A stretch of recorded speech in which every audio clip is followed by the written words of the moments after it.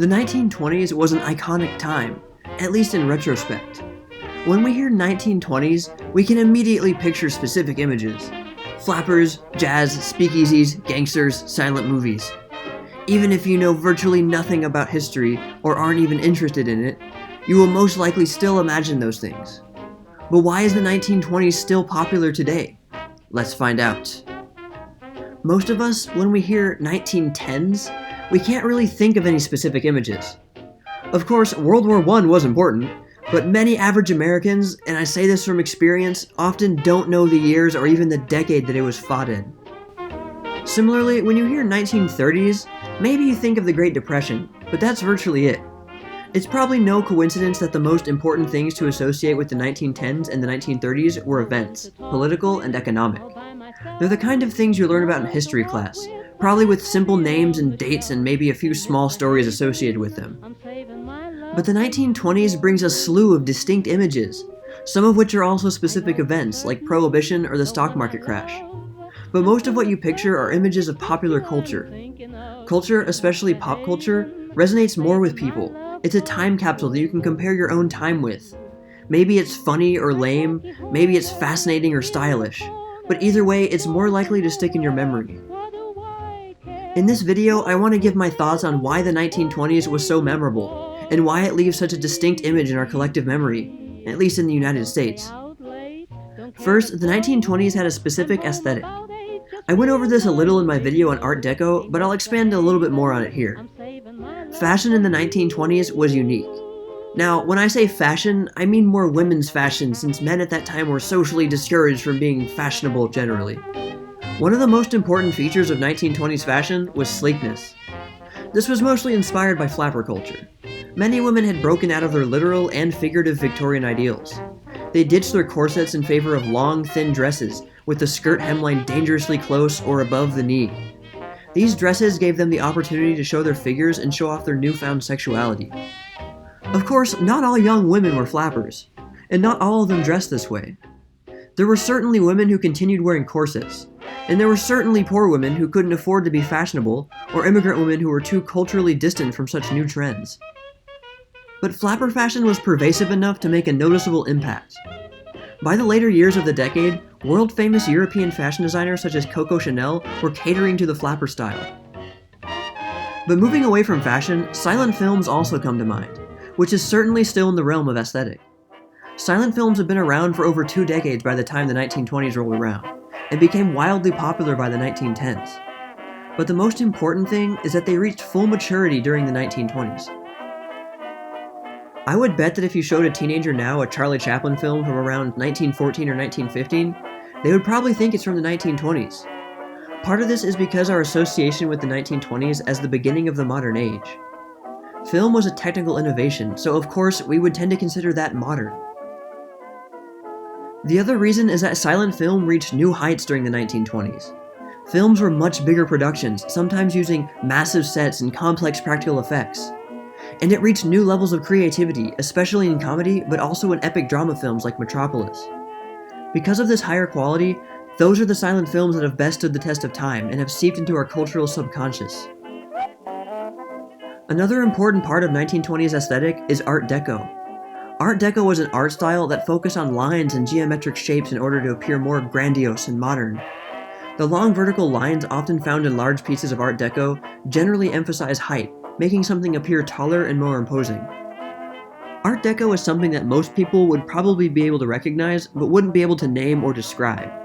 Just like many art movements, it flew under the radar for most people and continues to do so outside of the art community. Art Deco came about towards the end of the decade, and average people weren't really that aware of its existence, but that's something that the power of retrospective thinking can do to make the 1920s look more unique to us now. Second, the 1920s was a time of change. World War I had finished, and the United States had emerged physically untouched, unlike most of Europe.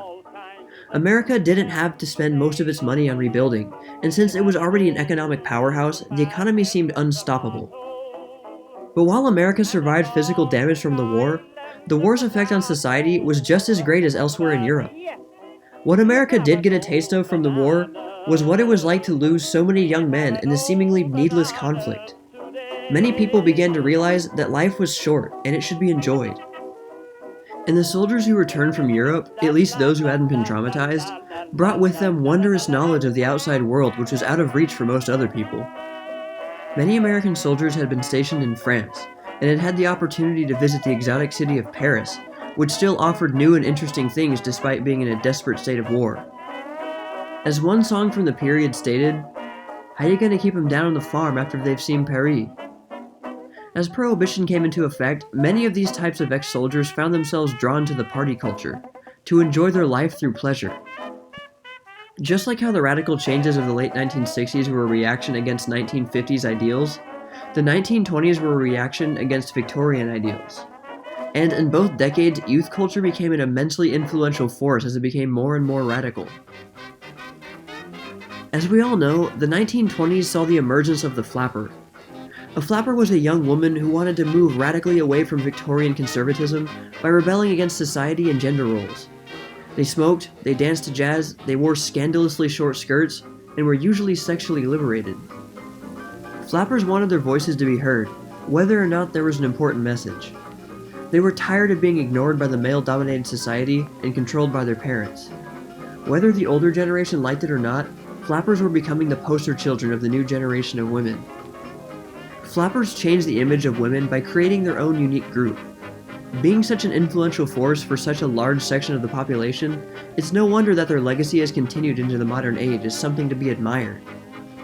And equally as iconic was the emergence of jazz, a huge stride in musical experimentation that skyrocketed to popularity during the 1920s. And there was also a racial element to it.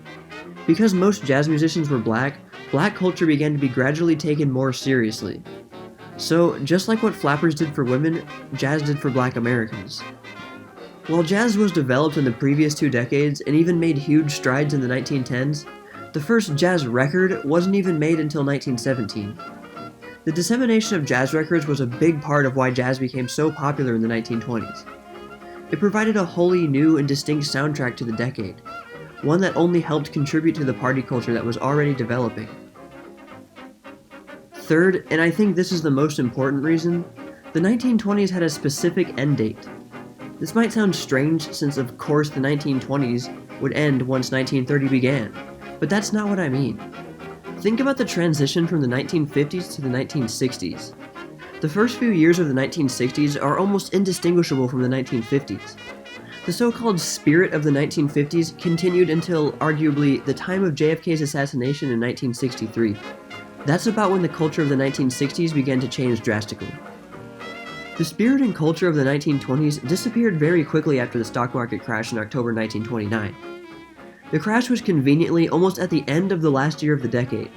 This put an end to much of what made the 1920s so distinct in terms of pop culture. Flappers almost completely disappeared as excessive indulgence became distasteful and infeasible in the difficult economic times that soon followed the crash. Films lost much of their creativity and innovation as film production companies struggled just to break even. And fashion and art became practically irrelevant to the average person who was adversely affected by the Great Depression. In fact, most of the culture of the 1920s became largely irrelevant at almost the exact time that the transition was made into the 1930s. The 1920s was a time of excess, fun, and pleasure, little of which was even possible for most people now in 1930. This perception changes how we view the 1920s. We almost overestimate its scope. Like that example I said earlier about how most young people today would probably think a silent film from 1915 was made in the 1920s. I mean, many people associate Prohibition so much with the 1920s that they may not even realize it lasted all the way until 1933. So, to recap, the 1920s had a unique aesthetic and culture. This can be said for nearly every decade, but the 1920s were a relatively peaceful, relatively affluent time for America, which is far more attractive to emulate than, say, the violent craziness of the late 1960s, which is still nonetheless a very popular decade for pop culture. Also like the 1960s, the 1920s saw a rapid cultural and technological shift, partly due to the destruction indirectly witnessed in America from World War I. We see these changes as normal now, of course, so many people like to celebrate those changes as a positive development, though with a nice vintage feel to it. And the 1920s had a distinct end time. The culture of other decades tends to bleed into the next decade, the best example of this being the early 1960s more or less still reflecting 1950s society. The stock market crash in October 1929 was coincidentally right at the end of the decade, and the slight delay of its total effect was almost at the exact same time as the transition was being made into the 1930s. The crash put an end to the hedonistic lifestyle commonly associated with the 1920s, neatly separating the 20s from the 30s. So maybe the next time you watch The Great Gatsby or dress up like a 1920s flapper or gangster for a party, you can think more about why 1920s pop culture appeals to you so much, and why the 1920s remained so popular in our imaginations even in the 21st century.